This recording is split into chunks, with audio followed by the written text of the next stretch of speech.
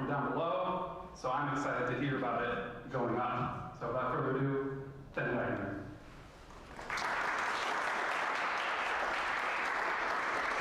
All right, thank you so much, Craig. Is everything working? Can you guys hear me?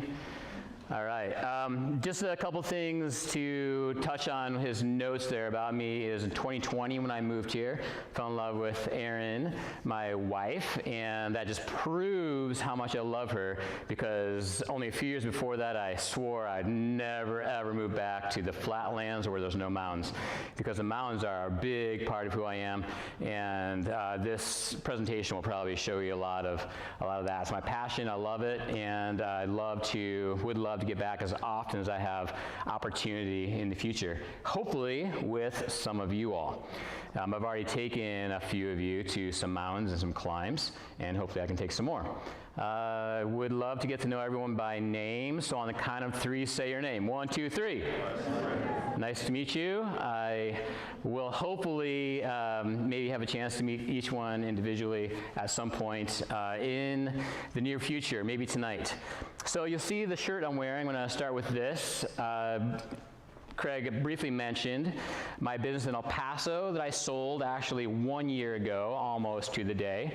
And when I moved here in 2020, there was this little thing called COVID happening, and my gym was shut down, and life was getting weird. I was getting married, moving to Toledo, and all this stuff happened. I found some people that were building a big climbing gym called Adventus. So they hired me, and I'm going to be the climbing manager for this gym, which is right here. And we have with us some of the owners over here in this corner. So if everything goes as planned, we should be opening this summer. So you can look forward to that. If you already are here to listen to this story, you already have some interest in adventure and climbing, so hopefully that leads you to our climbing facility. All right, so just to get to work here, I just want to start with maybe a raise of hands. Who here has ever rock climbed before? Just see kind of what I'm working with. All right, who has never rock climbed before? It looks like a slight majority of people have climbed. Who's never climbed outdoors before? Okay, so if you've rock climbed, sound like you have been outdoors. That's good. And who's never climbed indoors before? Never climbed indoors. Okay, so in Northwest Ohio, we do have the outdoor climbing right here at Perrysburg at the Sawyer Quarry. Great place to learn how to climb. If you ever are interested in bouldering or top roping, that's the place to go first. It's awesome, great place for beginners, great place for instruction. Would encourage you to do that. And then we have some other places. Toledo, I tell people this, that Toledo is perfectly situated as a rock climber's dream.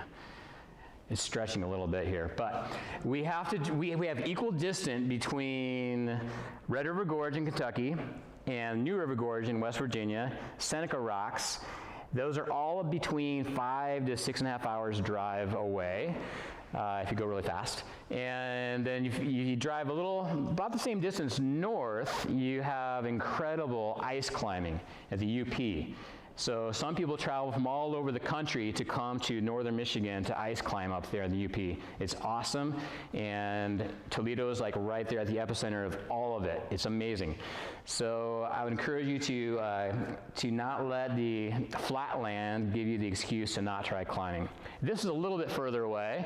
This climb that I'm doing right there is in the Tetons. It's in Garnet Canyon, a little bit further away from the Grand, but that is the type of rock that you'll see throughout the pictures today. So, Craig, if you wouldn't mind pulling up that slideshow. I think I can figure this out if I'm smart enough here. And the Grand Teton. This is basically a combination of pictures from 2018, 2019, and 2020. So I've taken 3 different trips there for the most part. I did one in September of 18, and in 19, I was in the middle of a big transition in life. and I was able to spend, still owning the gym in El Paso, able to spend a month there in Jackson Hole. I was learning how to guide in this method of guiding on multi-pitch, which is this type of climbing that goes over one length of rope, over and over and over, up a face, or up a wall, or up a mountain. So, without further ado, let's jump into it. So this is the Grand Teton, and you'll see I wanted to kind of start with this slide because this is a Basecamp story. We are looking at a base camp here, where the tent that I stayed with Kagan, who we're going to hear from a little bit later, and this is actually the Grand Teton right there. You don't really get a good look at the Grand until you're actually at this part, which is called the saddle. And we're going to get into this a little more detail later, but this is the climb right here called the Exum Route, the lower Exum. And then right about here, you start the upper Exum. So this whole ridge is called the Exum Ridge. So that's going to be the highlight of the climb that I did. There's another one over here called the Owen Spalding. That's the easiest way to the top. And there's a third route that I might highlight as my, oh great, good time to stop working. On that side, on the right, is another route called the Petzold Ridge. So, this is the view that you get from the ground, looking at the mountain range. This is just one section of the Tetons. Who's been to the Tetons? Who has been? Oh wow, a lot of you have been to the Tetons. So you're familiar with this, okay? Let me get this straight. Has anybody here been to the top of the Grand? Anybody else? One person right over here, awesome. This is Mike Pollock. I was with him when he made it to the top of the Grand, and you'll see a picture of him later on in this slideshow. So when you were down there at the bottom, anybody take like a tour? Anybody take a tour, like with a company that uses radios and stuff? One time I was climbing on the Grand, literally on the face of maybe that Exum route, and because we utilize radios when we're climbing often, we were happening to be on the same channel as this tour company down at the base, and we could hear them talking about, now there's probably some technical rock climbers up there on that face, so it's just kind of funny to hear the people about 6,000 feet below you talking about you, even though they can't really see you. So I wanted to highlight just a few pictures of the Grand. It's a few facts about it. It is 13,775 feet, so it's just short of being one of the classic 14ers. It's made of granite. And the first documented ascent was made in 1898 by, you recognize his names, William Owen and Franklin Spalding, John Shive, and Frank Peterson. So for some reason, that route that I talked about, one of the easiest ways up to the top of the mountain, is called Owen Spalding.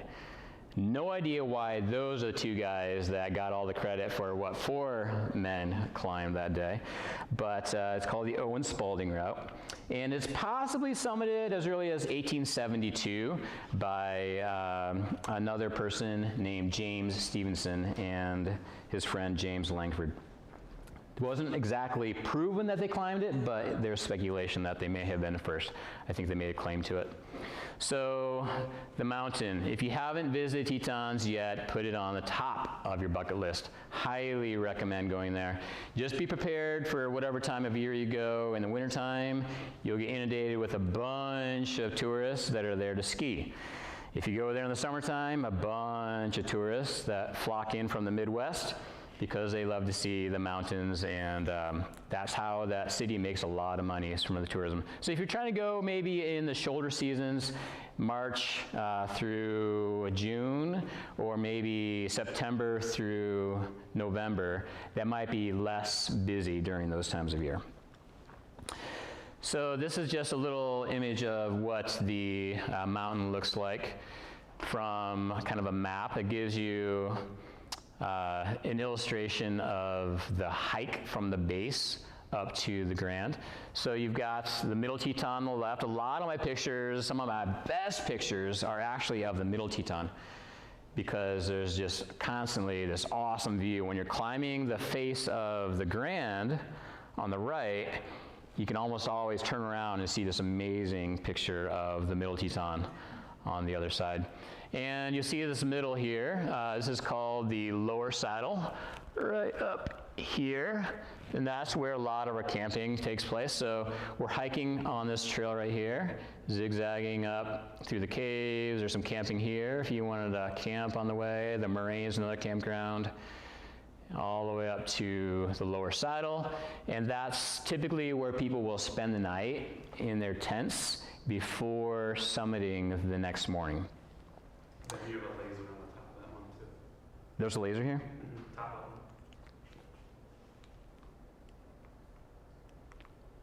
Ah, cool. Really cool. Awesome. All right, so yeah, so this is what the saddle looks like, and this is just an image of the Grand. You'll see that's again the Grand, and this is like a wide-angle panoramic. This is the mountain leading up to the Middle Teton. So this is looking to the east. If I were to turn around, I'd be looking towards Idaho. It's really close to the border of Wyoming and Idaho. Another image of the Grand. You can see this a little bit closer here with the different rock formations.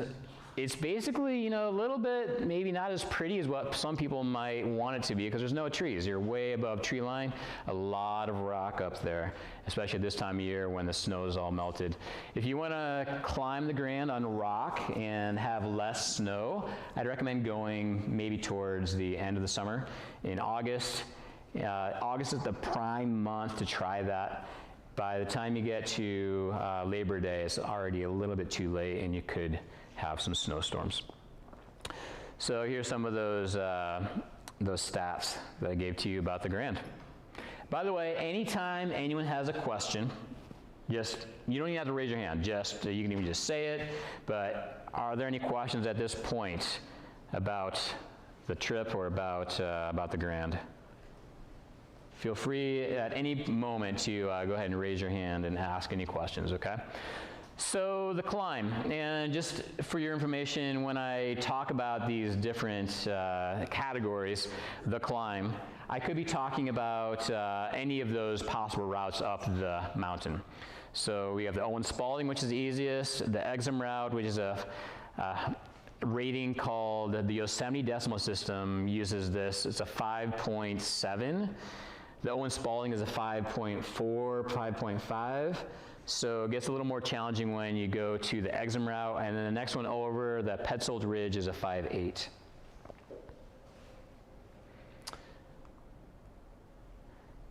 All right, again, that view from the bottom. I just want to highlight where now I showed you that illustration, but this is what it looks like in real life here.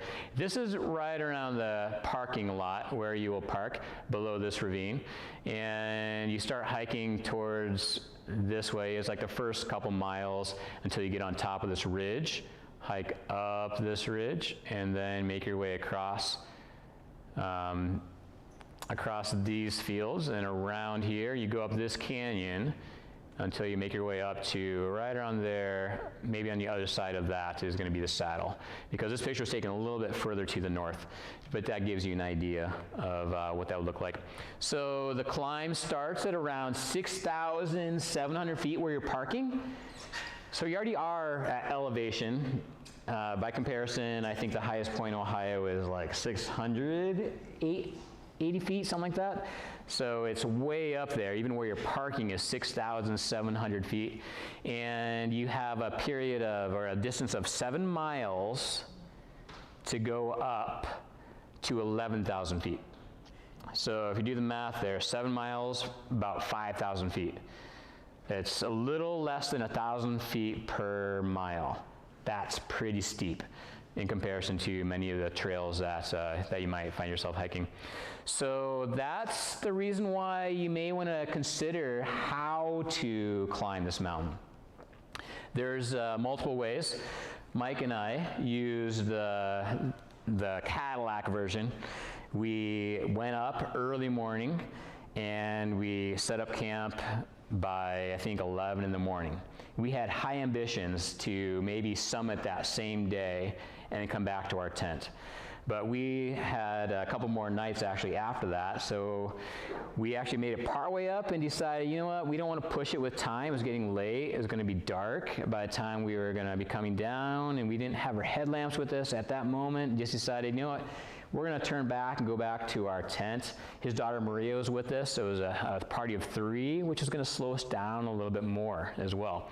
So what you see here is, this is a backpack with a backpack on top of a backpack with a climbing rope through there. So you got to imagine there's probably a good 40, 50 pounds of gear that I'm hiking up. The person behind my partner that day was carrying another load about the same weight. So this trip that you see me hiking up, this was a multi-day trip. There's another way to do it, which is to wake up at 2 in the morning, get in your car at 2:30, drive to the trailhead, and start hiking by 3 a.m. And you might make it up to that saddle by about a little after daylight breaks, around 7 a.m. And then you can, once the light's out, you want that rest of the trip after the saddle to be in the light. And then you take probably the easiest way up, which is the Owen Spalding to the summit, and then you can make it back to your car in one day. I did that 2 years ago in 2020, and that was quite a brutal day. Started at 3 a.m., didn't get back to our car till I think 10 at night. So yeah, that was a fun trip. I loved it. My partner, also from Ohio that day, from Cleveland area, he struggled mightily with the down climbing, like the hike down. He did awesome on the way up, but the trip down, his knees weren't quite prepared for that intense stress of pounding after pounding every step on those rocks coming down.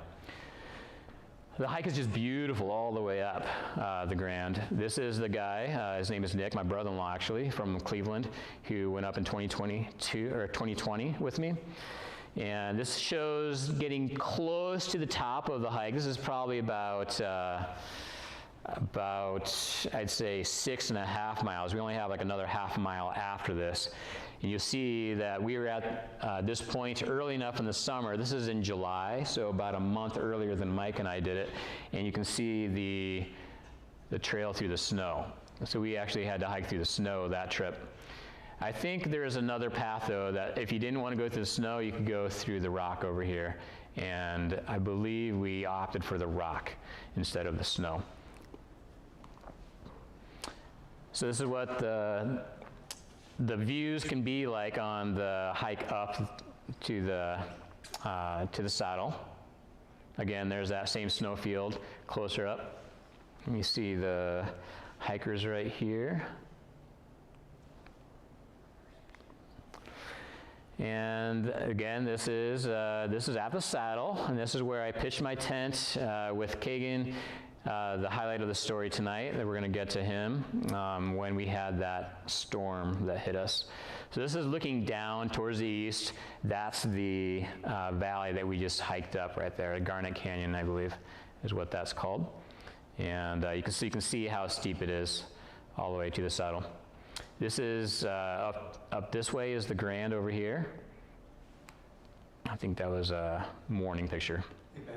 Yeah. Hey, so go back to that photo, please. Uh-huh. So on this one, when you camped there, on this particular trip, you planned to tent and camp right there? I mean, like, or on this trip, you planned a multi-day trip? So on this trip, yes, I believe we had at least 2 nights on this trip. Which is a very Cadillac kind of comfortable way of doing it. So you have to get a permit to do that. And you have to also find a camping site. I've stayed at this particular site several times on this trip. But there's about maybe 20 or so sites at the saddle where you can stay. Yep. At the saddle also there is a specific way that you have to go to the bathroom. There's no plumbing up there, obviously, and it's a little bit different than Ohio and Michigan, where you can probably just dig a pit if you're in the wilderness backpacking and do your business in a pit and cover it up. With the number of people, literally hundreds that go through here every day, there's no way this little pristine piece of real estate could handle that much stuff, okay? So you actually have to carry a wag bag with you, or several of them, however many you're going to use, and do your business inside of that, which actually they provide a nice little outhouse with a toilet seat that you can unwrap it and kind of lay it out in this toilet seat, do your business there, roll it back up and seal it, and it has some chemicals in there that help to make it smell not as bad. But you will smell it on the way back down the mountain. Unfortunately, so just kind of, maybe when you're resting at some point, sneak it in your partner's backpack and make them smell on the way down. So any other questions that answer your question? Yeah, thanks. Are there many people that make that the trip? Or they just make it up to the saddle and then come back down? Yeah, I'd say there's some people that probably are not climbers that would not feel comfortable going beyond this or much higher than this. Because starting here, there's maybe like another quarter of a mile where it's really steep hiking on some dirt, really beautiful. But then it becomes very technical, kind of third-class climbing. Anybody familiar with the classes of climbing? Like the Yosemite Decimal System uses classes. So there's first-class climbing is walking. If I was on like a staircase or an uphill sidewalk, would be first class, or just like a hiking trail. Second class is when it's definitely getting steep. Third class is when you occasionally have to use your hands. Fourth class is when you definitely have to use your hands and throw in quite a bit of exposure, where if you're not roped in and you take a fall, certainly could injure yourself drastically or die. Fifth class climbing is legitimate rock climbing, where you should be roping up, way more vertical. So there's different classes. You can see here, this is, I believe, looking towards this up here is going to be the Middle Teton. Is there a clock in here? No. 7:27. 7 what? 27. 27, okay. So here's another view of the saddle. I believe I took this picture. Oh, you can actually barely see it. You see a little tan spot? That's a little hut that is like kind of a dome structure made of like really beefy tent poles. It's like a dome or like a half dome tent. It actually almost goes from like here to that wall. It's that big, maybe from this door to this set of chairs that wide. And they have bunk beds in there. They have food, they have drinks, and they have hot cocoa, and this is the guide service. So if you wanted to pay the big bucks for the guide service, they would have a lot of the amenities up there for you already. So when you're packing your stuff, you don't have to carry ropes or much climbing gear, maybe your own harness and shoes, and your own clothing, maybe your snacks for the day and the next day. So very light backpack in comparison. You're gonna hike up one day, get there probably around 3 or 4 in the afternoon, enjoy the saddle, look at pictures, you can actually get on your phone. This is the Idaho side over here, and this is the Wyoming side over here. Like literally, I think the line is right about there where Idaho begins. Okay? So just give you that experience of, being on a mountain with a guide service. It's going to be very, very systematic. They will start at the same time every day, weather permitting, and then get there at the right time. What depends if you're slow or fast. They give you plenty of cushion. The next morning, they're going to wake you up at about 3 a.m. to start your climb at 4 a.m. Yes, from there, they'll start waking you up and feed you breakfast and everything. Start your climb right around 5. They just slowly make their way up to that Owen Spalding route. hopefully summiting by 10 or 11. And if the top is covered with clouds, it's covered with clouds and you see nothing. If it's clear, you see a lot of stuff. It's really awesome. But even if it's supposed to clear 1 hour after, it doesn't matter. They will start you at the same time, summit, and start coming back down at the same time to get you back to your car by dark. That's the way it works with the guide service. It's super awesome, you know, and a very kind of robust way of doing it with the confidence that you're with a guide and everything. Great way to do it. It's going to be expensive. It's going to be great. You'll get there, but you might not see anything when you get to the top. It depends on the clouds. One time I did it, in fact, it might have been with Kagan, who is going to be on the phone with us in a little bit. I believe that next morning they started at the same time, and we waited till the afternoon to summit because the top was covered with cloud the entire time. So it was pretty cool to have that opportunity. To wait a little bit since we had the luxury of spending a second night there. So that's the saddle, and everyone, what is this mountain? Which one? Middle, yep, very good.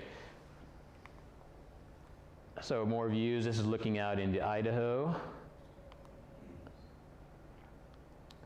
All right, so this is getting into some of the climbing here. This is part of the Owen Spalding, one of the ways up the Owen Spalding route. This is a guy that did it with me in a day, going through the keyhole. We did the Owen Spalding since it's the fastest and easiest method to get to the top. This is one of the pitches that we did, getting up to I believe this is on the exit route. This is what the climbing looks like. So if you can see, there's a blue rope right there that comes down. It's kind of hard to believe, but that rope actually kind of curves back towards me, and I took this picture. He doesn't seem to have a whole lot of protection in there, but he's probably got a few pieces that we'll talk about in a little bit. This is me leading the climber behind me up this ridge towards, this is almost at the summit. So the idea here is the person following me, you got this little ridge line here. Like this is literally the ridge of the mountain. This side goes to Wyoming, this side goes to Idaho. So the idea is if my climber tumbles and starts to fall, what should I do to protect my climber and myself, since we're both tied in the same rope? If they fall to Wyoming, what should I do? Jump over to Idaho. That's the concept. So kind of stretch that rope over both sides. I mean, yeah, obviously they're going to take a good, 30 feet fall maybe, and I might fall a good 20, 30 feet against the other side as well, but we're not going to fall to our deaths. Yeah? How many falls can you take on that rope? I mean, if that happens, is that rope any good for the rest of the trip? That looks sharp. This mean that little ridge line? Well, It could be sharp. That's not, I mean, that part is not actually that sharp, not as sharp as it could be. I joke about that, just how many falls can you take on the rope before you have to replace it? Take extra for that reason? It depends on what type of fall you're talking about. If you are working on a lead climb and you keep falling, like sport climb, and you keep falling on the same section of that rope over and over and over and over and over, yeah, maybe 10, 12 times before you want to maybe consider not using that. But actually, I would only go maybe 2 or 3 times before switching the side of the rope or using a different rope or something, just to switch it up. You don't want to fall on the same exact part of that rope. Good question, though. These ropes are made with protection on the sheath to stop the abrasion, and the core on the middle is what actually provides the strength. And these climbing ropes are just like this one here. They are dynamic, which means they have a lot of stretch to them. They are intended to take falls where you might fall a good 10, 15 feet, and then the rope stretches another 5 feet. It's supposed to do that because then that limits how much stress is placed on your hips as well as on the anchor. All right, I think we may have a battery issue here with, well, maybe not. All right, so let's talk about the climbers. Equipped for adventure. So, let me check my time here. 7:35, perfect. All right, so I wanted this to be a little more hands-on, interactive. So I have a volunteer who would like to kind of demonstrate what it might. All right, I see one right here. Come on up. This is cool. All right, gonna have you ever worn a harness before? Cool. So you know how to put this on. See if you can keep that red spot in the middle. I'm gonna get her ready for a lead climb, as if she's going to lead the next pitch. Okay, so what's your name? Erin. Erin? Beautiful name. Beautiful name. My wife is Erin, and her name is Erin Waggoner. My brother's name is Erin, so it's kind of confusing when we get together for Christmas. 2 Erin Wagners. But we are going to kind of get you ready for the climb. I'm going to demonstrate some of the items that you see up here. A couple more people. Stand up. Why don't you stand on up? I'm going to have you practice this. You're not going to. Are you okay? Volunteering? I'm going to have you. I'm going to show everyone. You want to try this? If you could stand up. Let's see. Who else wants to try this thing? Here, why don't you? You can just give one to your partner there, and here's one for you. One for you. Why don't you? If you got one of those, stand on up.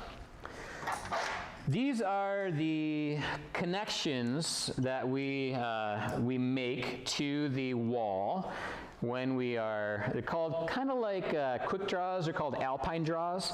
So these will connect you to the rock. And I want to show these to you. These are alpine draws. This is a kind of a fun activity to show people how to create these. So if you take off one carabiner, go ahead and take off the bottom one. So hold it with like maybe your thumb and take off the bottom one. So hold it like this. And I want you to take your thumb and open up that carabiner like this.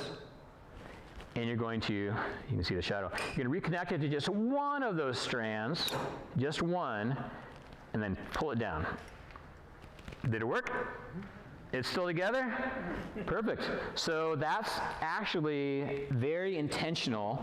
We want, when we're doing this kind of climbing, you want to be able to extend that anchor, okay? So these are called alpine draws. Now let me show you really quick. I want you to turn around and face the audience, and you can watch me.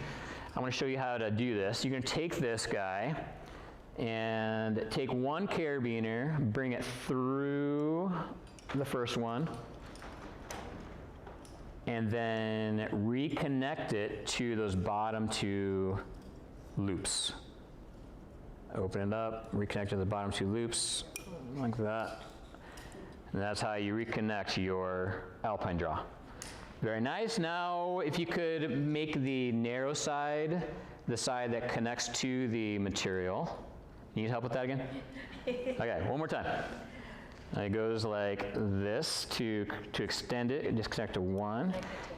So you bring it through like this. Now, do you see those 2 loops at the bottom? Yeah. I'm going to connect this yellow one to those 2 loops at the bottom.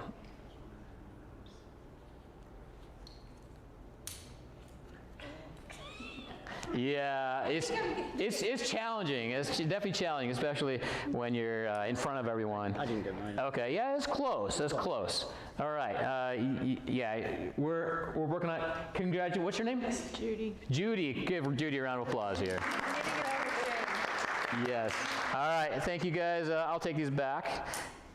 Yeah. Good efforts. Good effort. I appreciate that. And did you get it? All right. Good job.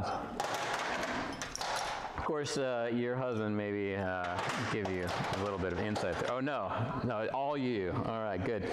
All right, so what we're going to do here is we're going to equip our climber to get ready to lead climb here. So I'm going to have you attach these to your harness.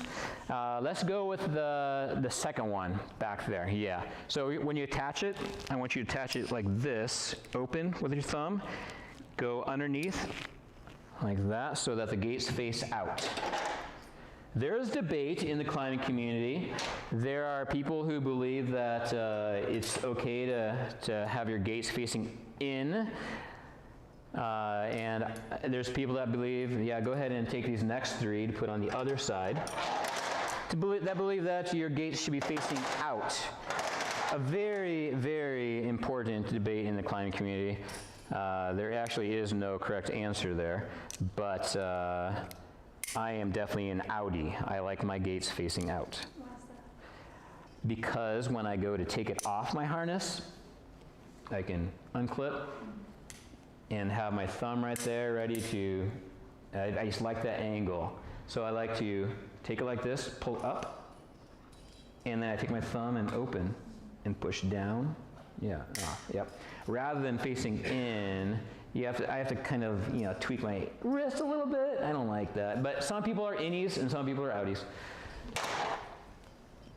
All right, so yeah, you're going back loop on your left side, correct? Cool. Go ahead and connect all these. Yeah, go back to your right side now. So, there you go, other side. Sometimes we even use regular quick draws when we're climbing in the mountains. So these are typically quick draws that we use for sport climbing, and they can be used also for this type of climbing and mountaineering as well. So go ahead and put those on there as well. We're getting you ready for the exam route, which is a little more challenging and difficult. So we're going to equip you with some extra lockers, since you may need some lockers when you make your anchor. So go ahead and put this behind, maybe behind those. Yeah, find a little spot here. I'll help you out. It's maybe right there. All right.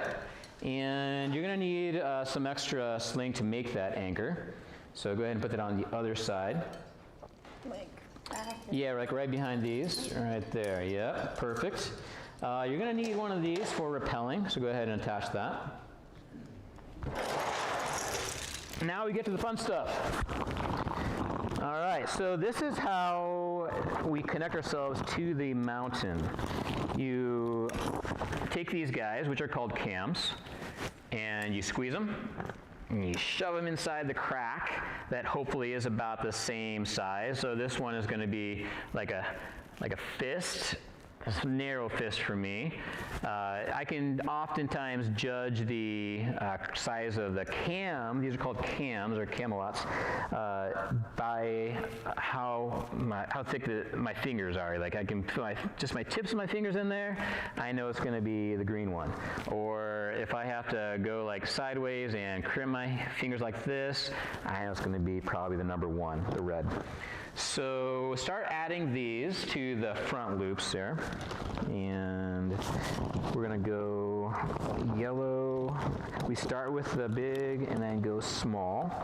So we got these guys here. Keep adding. How you feeling? Like you going to be able to do a good rock climb? Yeah, it's pretty noisy already. Yeah. Awesome. So where have you climbed before? I used to work at the Bowling Green climbing gym. Sweet. I used to climb in the Hopping Hills. Oh, cool. So Not anything like what you said. So when you said Bowling Green Climbing Gym, you're referring to the climbing wall at Bowling Green State University. Yeah.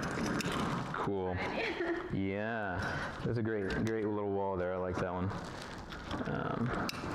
Cool. So we get now to, so that's called active pro or active protection. Then we get to some passive pro, which is going to be these guys, which are called nuts. These also will fit in the cracks. So you find the right size nut and you put it right in the crack. So if you got a decent sized crack. You can put this big one in there. These are actually very practical because they're pretty lightweight and they're super bomber. Really strong.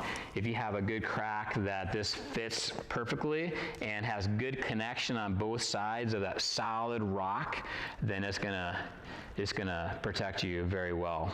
As long as it's placed correctly, and not gonna twist out when you climb up above it, then it's gonna be great. These are called nuts, and it's called the passive protection.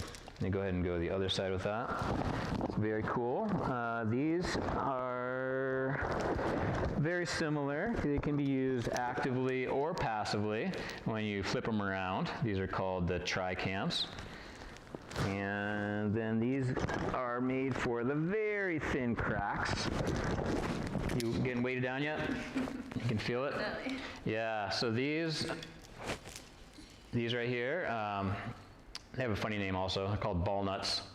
And you put these inside of a crack, and that little brass ball right there, half of a ball, will then want to go to the top, which actually wedges it and cams and pushes against both of the walls.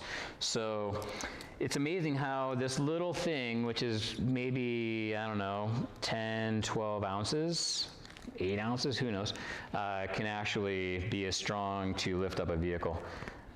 We could explain what a kilonewton is. This is actually can hold 8 kilonewton force factor. So there's a lot of different ways to protect ourselves on the climb. So I won't weigh you down anymore. That's probably a good amount of gear for our climb. And let's connect her with a rope. So I chose, well, you chose to do this, so you probably know how to tie a figure eight, right? Cool. Let's go ahead and tie herself in. While she's tying herself in, I'm going to take the climbing rope, demonstrate what is actually very important to do. I'm going to stack the rope so that it comes off of the ground very clean. Even though it used to look like a really clean stack of rope, like a nice coil, this is actually a better system right here. I'm putting it on top of itself, and I know it's definitely going to come across, or it's going to come off of that pile very clean instead of something like this. Could you imagine if I was belaying for her and then this happened in the middle of trying to belay for her? That's no fun. So what I try to do is get the stack of rope prepared. So I'm going to tie in myself to that other end, and she, as a leader, will then be attached to the rope that's on the top of this pile. Does that make sense? Yes, vaguely. Vaguely, okay, cool. So she's tied herself in with a very nice figure eight. Cool. Can you explain how you test that? Like, how do we? I guess I could. I think I see these 3 parallel lines. It's. Yep. Attached it to, what part of your harness is attached to? Yeah, I've looped it. This is the belay loop. I've looped it through here. Yeah, so we call these hard points. She's attached to 2 hard points, yep, where the same points where her belay loop goes through. And she has a great figure 8 follow through. And we kind of just counted out 2, 4, 6, 8, 10. It's a great, I like the fact that it's short and you didn't have to tie the extra knot there. Perfect. So now she's almost ready to climb, but we're in the mountains, so she needs to put on a harness. Yep, I'm sorry, a helmet, there's a helmet. And she needs to put on her chalk bag. Yep, can you put on your chalk bag? Does it matter how? Or? Nah, just throw it on there. And then we need to get her backpack ready. We never know when a storm may hit, so we're gonna give her a jacket, first aid kit, her water, and attach a radio. Let's see, we'll attach it to this guy right here. Go ahead and put this backpack on. There you go. And you need an extra belay device Do when you you get usually up clip there. this in at all, or just go with it all off the book bag? Clip what in? The book bag, do you usually clip that in, or just, No, just wear it, but you have a strap up front. You can, oh, right. yeah, attach that, and there's also one around your waist. All right. Very cool. So, yeah. And then we got the gree-gree. One more belay device to use at the top. And we'll attach that probably in the back because you don't need it right away. There you go. Ladies and gentlemen, she is ready to rock climb. Give her a round of applause. How would you feel about leading her out like that? This is pretty hefty. I don't- Yeah. And also, these are pretty small. I guess I'd have to see them in action before. Do you own all of this equipment? Acquired it over the years? Over the years, yeah, I had to acquire all that, yeah. Which is one of the great things about rock climbing. You can start with just a pair of shoes and some chalk and go to your climbing gym, and you'll have a great time. And then you spend a little bit more if you want to go outdoor climbing, buy a crash pad. You go outdoor bouldering over at Story Quarry. You want to get into top roping, then a couple of $100 more. So you can get into it gradually a little bit more and more and more until you're multi-pitching and ice climbing. Yeah, Dave? How much does she weigh? How heavy is, I'm not going to ask that question. how much additionally? How much additional weight? How much would you say? What do you think? Oh, I have no idea. Okay, go ahead and take off your harness. So by the time she gets to the top and she's pulling up the majority of, because when we're in the mountains, a lot of our pitches are almost a full rope length, like 200 feet. By the time she gets to the top, she's not, well, she's left some gear in the wall, so that might be offset the weight of the rope. But it's probably going to be, if you want, It feels a lot different holding it like that versus it being. go ahead. Pass it back. Yeah. You want to take a, Pass it around. There's a rope attached to it. yeah, there's a rope attached to it. It's a little bit awkward, but you want to, How much does that cost? I mean, I think it probably is how you budget for outcome, so, how much would it cost? exactly. All that gear? That's probably, I'd say, on that harness is probably about $2,000 of gear. One cam, this guy will cost, like retail price, usually runs around $115. You can often find them a lot cheaper than that. So yeah, these cost money. The carabiners are about $4 or $5 each, maybe more expensive for the lockers. The harness itself can be about $100. The rope will be about $200. So the gear? So if you look at the gear that I have, I'm actually needing to replace some of my older stuff. You have the soft good and you have the hard good. The soft goods here. The soft goods have a lifespan of around 10 years or so. And you also have to kind of know the life of the soft goods, okay? If they took a lot of falls, then maybe retire them early. If they're getting old, then maybe have them reslung. We call that reslung. So you can take them or send them back to the company and have them It feels lighter than carrying a backpack. I mean, Yes. like an overnight. So yeah, that would be, but that's, so remember when you're going to go up to the Grand Teton, you have that in your backpack Right. with You have that plus a backpack. with your tent, your sleeping bag, and your food, and your clothing, yeah, a lot of stuff. So that's why if you go lightweight, like that's actually a good rack for the harder routes. I would not need that much for the Owen Spalding easier route. So I would be able to save weight by going, but depending which route I take also. How long have you been climbing? Sorry, got some noise here. What's up? How long have you been climbing? Started, my first ever rock climbing experience was when I was a freshman at Geneva College at Beaver Falls, Pennsylvania. Was 18 years old, and some of my friends. I was very grateful for this, but they took this little freshman, they were sophomores, took this little freshman on a spring break trip down to Red River Gorge and West Virginia and through Maryland and up through back to Pennsylvania. So I had my first climbing experience at Red River Gorge in 1995.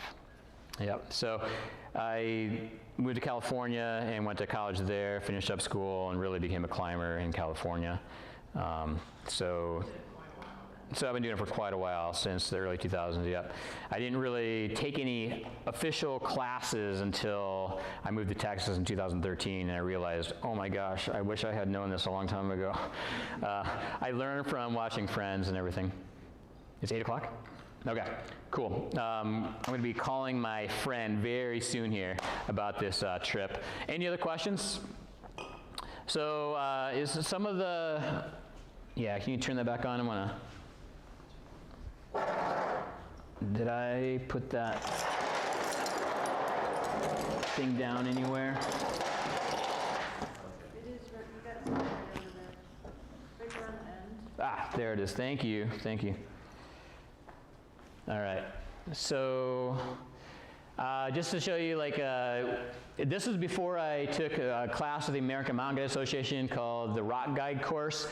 You can see this jumbled mess right here. This actually was this is one of my last trips that summer of 19. And I'm actually happy with this connection up here, with this coil, but not as happy with that before I took that class. I didn't really know a whole lot. But you see some of that gear here that I'm carrying, some gloves, even more stuff than what Aaron was wearing there. So it's a part of the skills that you need to know as climbers is not just how to climb up, but it's a multi-pitching. So you might have to climb up and all you have is a rock face and you have to make an anchor. You have to put those cams inside the cracks and connect the cams together in such a way that is going to take a load. If your climber behind you takes a fall, then that anchor will be more than sufficient to take their weight. Also, understanding the skills of rappelling. This is Maria, Mike's daughter, showing everyone here how to rappel with an extended belay device off her harness, and she has in her hand a little friction hitch. So another way to actually slow down the descent and to protect your descent. If she were to somehow come off to the side and slip, or some weird bird came and smacked her upside the head and she lets go of the rope, that friction hitch that she's got in her right hand there is going to save her life. Rappelling is the most dangerous thing that climbers do. The more deaths take place from rappelling than anything else. That may be overpassed by free soloing soon, though, because I'm very sad about how many people are dying from free soloing in recent years. But that is a common thing too. So rappelling is, there's 2 rappels after you get off of the summit. And here we go, the storm. Let me grab this guy here and my phone. I think Kagan, my friend from Ohio, he went to Ohio State University. He and I, we did some climbing there. I'm not sure why I kept connecting with people from Ohio, but he actually met me when I lived in El Paso, Texas. I'm gonna give him a call here. Let's see if he's able to pick up.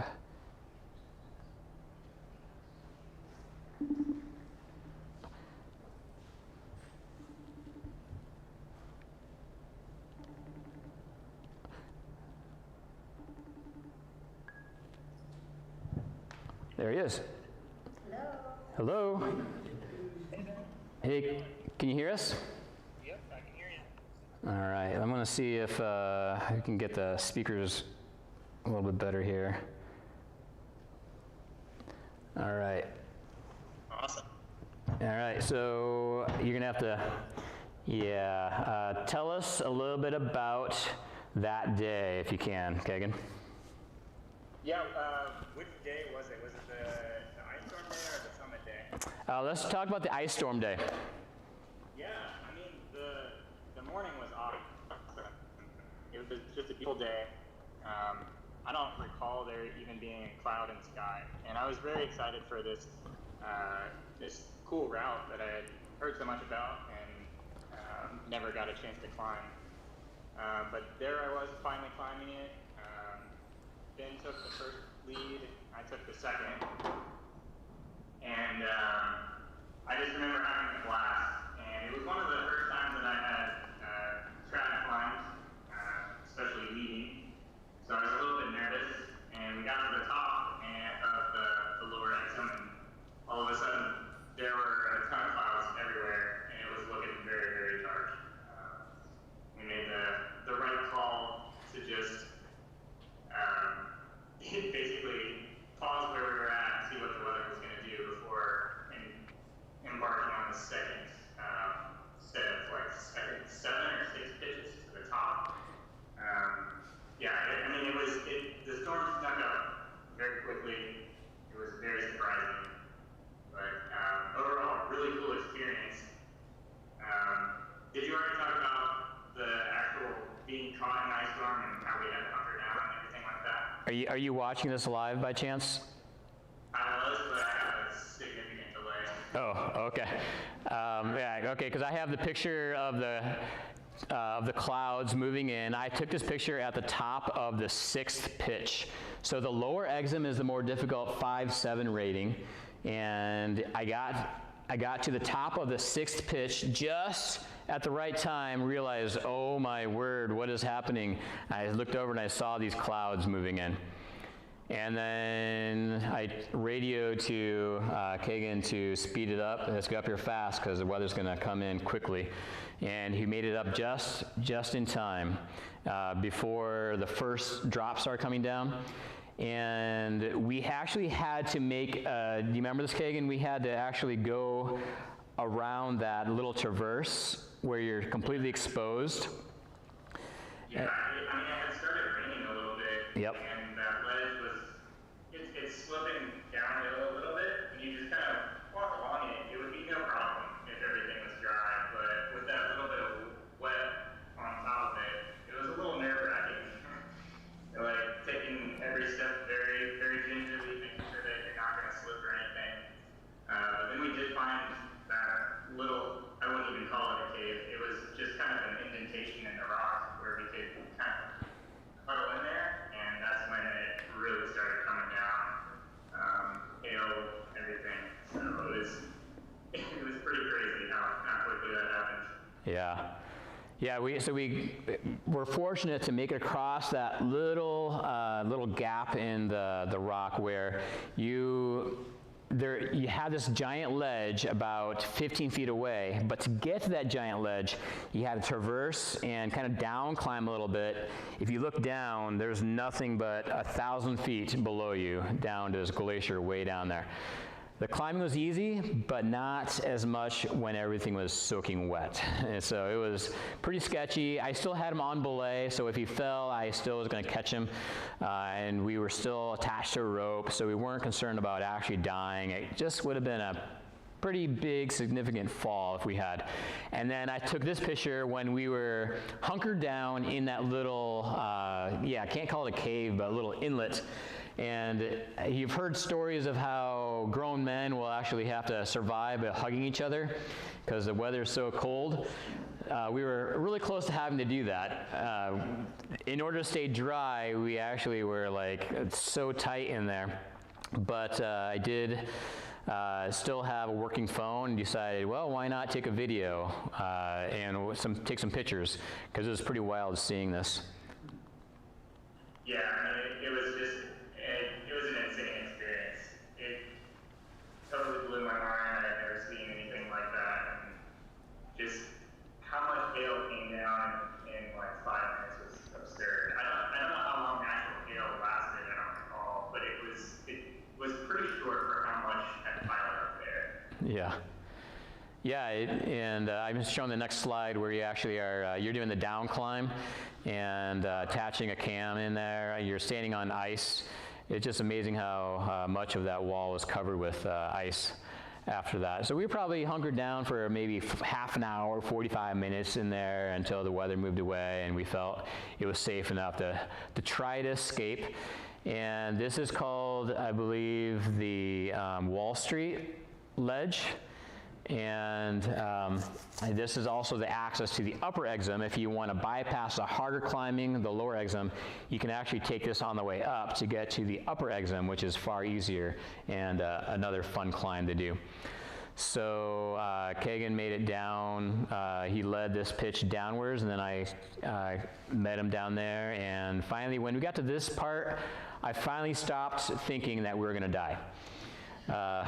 So it was a scary experience, but it wasn't the scariest experience I've ever been in. Cool. Well, hey, thanks for joining us tonight, Kagan. Do you have any other thoughts? Absolutely. I guess another trend that I've been seeing is climbers not wearing their helmets. It's more common at sport climbing tracks where overhead hazard isn't as concerning, but I was very thankful that I had my helmet this day because of all of the hail coming down. I was able to protect my head a little bit. And then you never know what you're going to get into in the mountains, and being prepared is the best way to overcome any obstacles that come your way. And one of the things I learned out of this that sticks with me, I've been climbing ever since this trip and summiting a lot of mountains. I moved to Washington, and that's where I've been doing a lot of my climbing. But one of the things that I learned from this trip, and it sticks with me to this day, is if I pack a rain jacket, I pack rain pants too, because the rain jacket doesn't keep you totally dry if you don't have rain pants. So. What's been your favorite climb you have done to this day? Oh man, I did an ice climbing route up Mount Baker. It's called the North Ridge, and then there's also some really fun climbing up Liberty Bell. If you Google what that looks like, it looks exactly like a bell-shaped mountain. But it's also a granite peak, just like the Grand Teton, with some really fun climbing on it as well. And I've climbed that one a few times. It's a blast. Yeah, and he's also being modest because he's also climbed in Norway and Switzerland as well. But he also, yeah.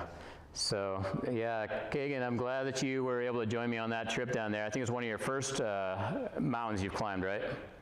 Yeah, it was. It was the first time I had summited a mountain using a climbing rope. It wasn't something that you could just hike to the top of. You had to use a climbing rope.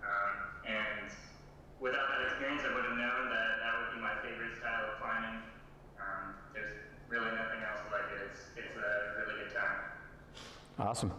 Cool. Well, thanks for joining us. Give Kagan a round of applause. All the way from Seattle. All right. Cool. All right. Hey, Kagan.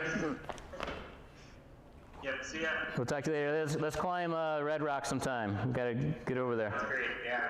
All right. Have a good one. See ya. Cool. Yeah, so he's climbed Matterhorn and did some stuff in Norway. He's also a rocket scientist, literally working for Jeff Bezos the last few years. So he's got that freedom to be able to do those kind of things, and that's his lifestyle. So the next day, I loved it. Like, that storm moved in, and it kind of stayed cloudy and stormy the rest of that day and into the next morning, and it just revealed some really cool clouds covering the mountains. This is us drying out some of our equipment from that day. We had to put stuff up in our tents. The clouds were just amazing. You can see the lower, this is over the valley, so the view is just incredible, seeing the clouds covering the valley while also having a layer above us at the same time. And this is Kagan and I at the summit the next day.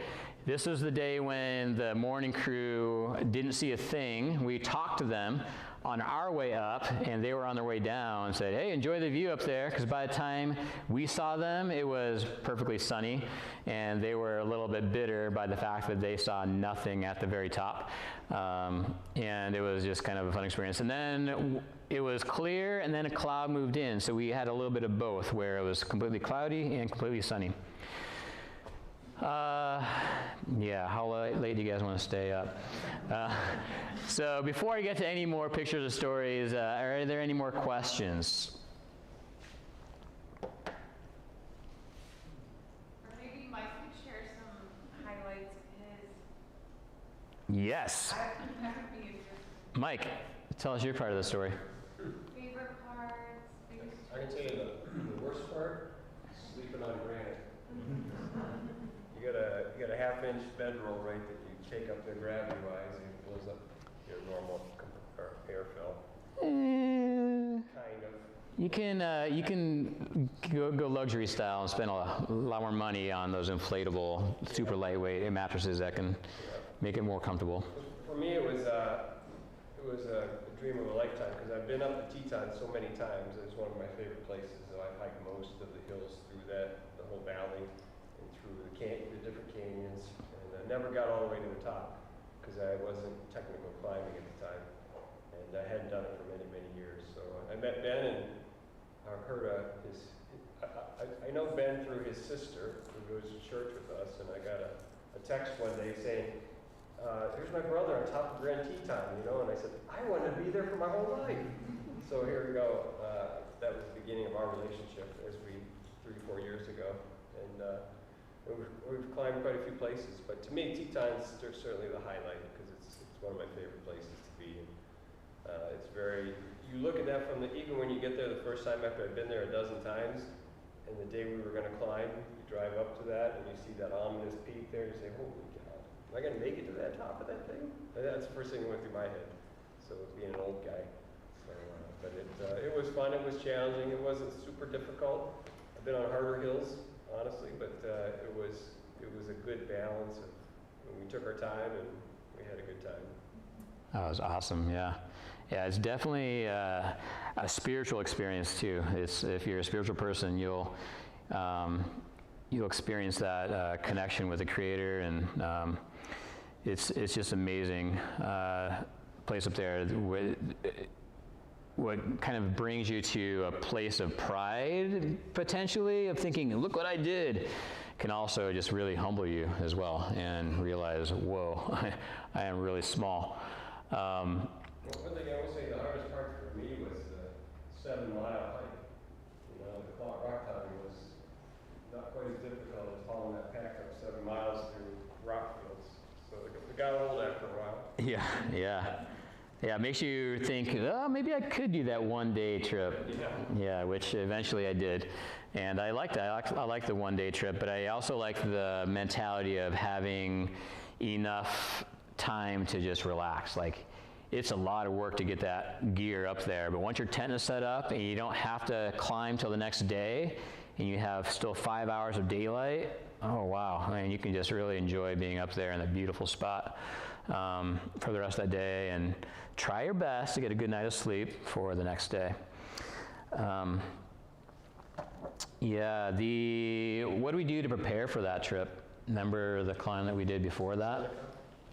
Yeah, we went down to Seneca Rocks, which is in West Virginia, about a 7-hour drive from here, and it's a great place to actually get people familiar with the systems, with the harness that you see there, and how to take off the cams out of the rack and put it back on the harness, and reassemble those alpine draws and climb up, and how to tie in, how to belay for the next person that's going up to the next pitch, all those things.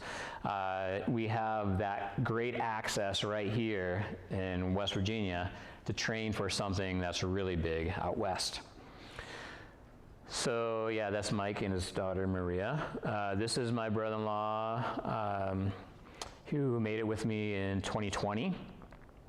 And you'll notice he wore these approach shoes, they're called, and unfortunately he bought them that summer and got them delivered maybe a month before the trip, and he didn't break them in before the climb, and on his way down he had giant blisters. I had realized I had worn those shoes, and I opted for my trail running shoes instead because of the 7 miles. For 7 of the miles, those are perfect. But you get up to that more technical spot after the saddle, Then I'd rather have these approach shoes because they look a little bit like climbing shoes. You see the extra rubber on the toes. The rubber on the bottom of them also are sticky, so that can stick to rock a lot better than trail running shoes can. So these are also approach shoes with the rubber on the toes and the sticky rubber on the bottom, made for kind of walking or climbing easier stuff with the shoes as you approach the legitimate climb. These are full-on climbing shoes that I like to wear, and you'll see that the toes there's a little bump right here that goes up and back down, and it has a little bit of a downturn on the toes. So it's forcing my feet to do this with the toes, so that I have a lot better toe, connection, and I have better contact strength to those little tiny nubbins in the rock. So these are called aggressive shoes. More so for like bouldering and sport climbing, but I find these so comfortable I could climb all day up in the Tetons with those shoes. Any other questions? Yes? So usually like a lot of other people climbing at the same time, do you have to wait for them? Yeah, especially if you're there on a weekend in August and there's guide companies there. You're gonna wait in line on the way up and the way down. If you're on the Owen Spalding route particularly, there's gonna be some waiting. But if you go in the middle of the week, maybe a little bit earlier in the summer, around July, or maybe a little bit later around Labor Day, then less people. The Exum route, the more technical stuff, guides rarely go there unless they have like a private party, and they can fill up as well. The Exum route will have a lot of private or like climbers like me that will take like 1 or 2 people with them. You might have to wait at a belay station for the next party to go up above you. That happens a lot in different areas where I climb. Any other questions? Do you have to book the tents? Do you have to what? Tent areas, or you just find a spot for your tent? Yeah, you have about maybe 12 to 15 options of like campsites, and there's some better ones, some worse ones. The ones that I've mostly shown in these slides were next to this boulder that I intended to, I thought maybe it would protect us from the wind really well, but that wind shifted around in the middle of the night, or it comes right over the rock. One of the nights, I think with Kagan maybe, or I forget who it was, but man, I barely got any sleep because just the wind was howling the whole night. It can be so loud. Was it loud, Mike, with us? Yeah, and plus when you get up in the morning, the water was frozen, if you recall too. There's a spring up there. Yeah. And that's where you get your water from with your straw. Use your light straw or something. But it was basically frozen. You're trying to squeeze water into a bottle, and your hands are frozen. Middle of August. Middle of August, yeah, you'll have frozen. The water along the ground will be rock hard. Yep, but there is a spring up there where you can refill your bottle, so you don't have to carry all your water up the whole time. So the saddle is the last place where they recommend getting water to drink. So, yeah, all right, who wants to do this? Yeah, all right, I want to see all the hands up.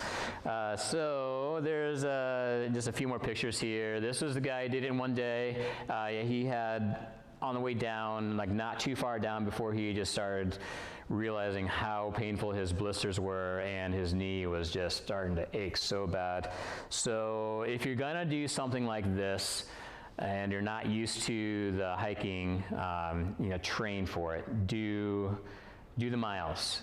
Maybe take a trip down to the mountains, West Virginia or the Carolinas, and just get used to that pounding on rock, because a lot of the hike is not just dirt, it's rock to rock to rock to rock. Yep.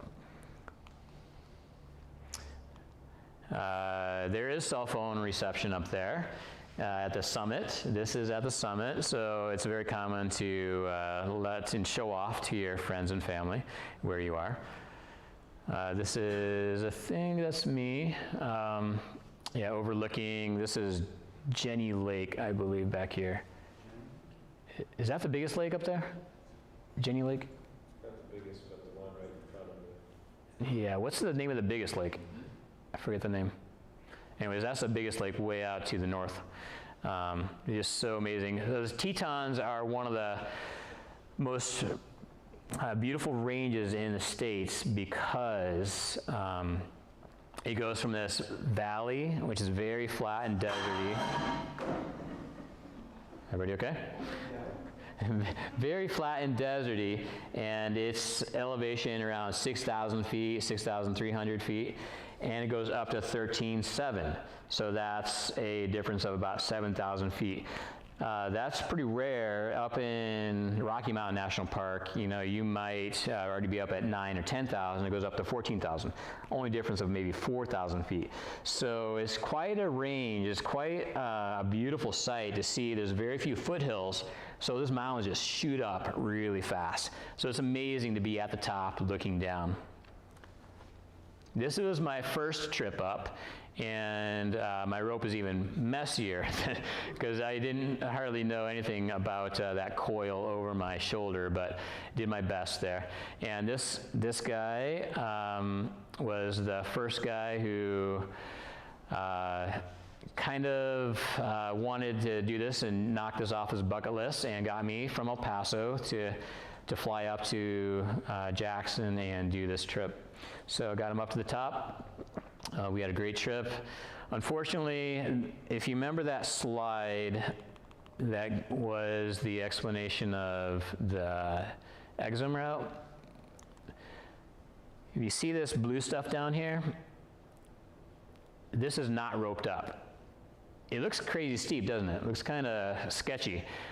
But when you're actually in it, there's a good maybe 3 to 5 feet of rock that you're climbing up, and you could rope up for it. You don't have to. We got to that, and I looked at the instructions. This is my first time here, and I thought, well, I mean, look how short that is compared to hiking way over here and hiking way over there. So I decided just to climb up this. And I got about 3/4 of the way up before I realized, what have I gotten ourselves into? This is hard. And it turned out to be a 5'9" climb, and he wasn't quite ready for that. So I unfortunately started him out with a crazy hard beginning before he did the rest of the exum route with me. We did the same thing where we climbed up this is the lower exums. This is pitch 1 right there, and then pitch 2, pitch 3, pitch 4, pitch 5, pitch 6. There's 6 pitches here. It's kind of hard to see them, but it's all just beautiful climbing, great rock. I love it. And it's just an amazing place to take pictures. That month I spent there in Jackson Hole, I just loved. I did a backpacking trip solo one night and just took some awesome sunset pictures. The whole place is just astounding. So would highly recommend doing it. Once again, that is, which mountain? The Middle Teton, which I have not yet climbed. I would love to take one of you all up the Middle Teton and the Grand. Cool, any questions? Any questions about Adventist climbing and the climbing gym that we're building here? Have you guys all heard about it? Where is it? Where is it? It's going to be on the corner of Central and Reynolds, really close to that intersection there. If you know where Wildwood Medical Center is, it's across the street from that.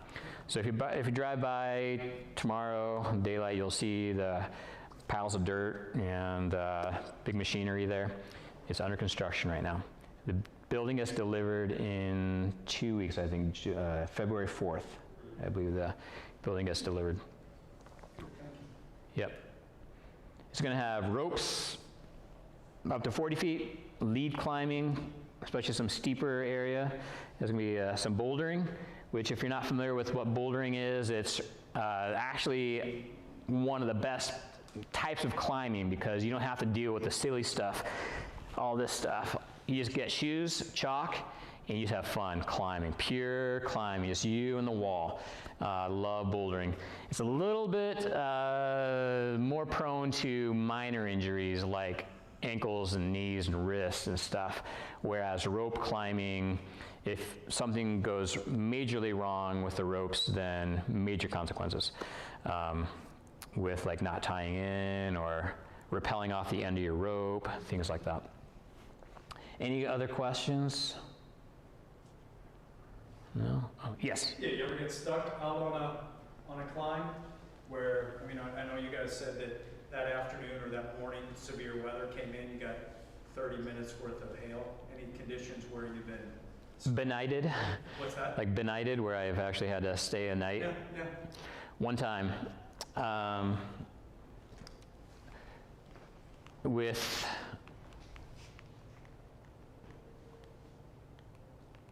that guy, with this guy, so as we were getting ready for this trip, another bucket list, actually no, I think it might have been after this trip, one of his bucket list items was to spend a night on a portaledge. You know those little ledges where you set it up against a big wall and you sleep on the actual kind of like a hammock kind of thing against a big wall? Well, he paid you to do that. Well, he didn't pay me because I wasn't officially permitted to guide, but he bought me that ledge, and I still have that ledge. But so I took him up this wall in southern New Mexico, and a very similar thing happened. And in the morning, we decided, you know, he had like very limited time to work with.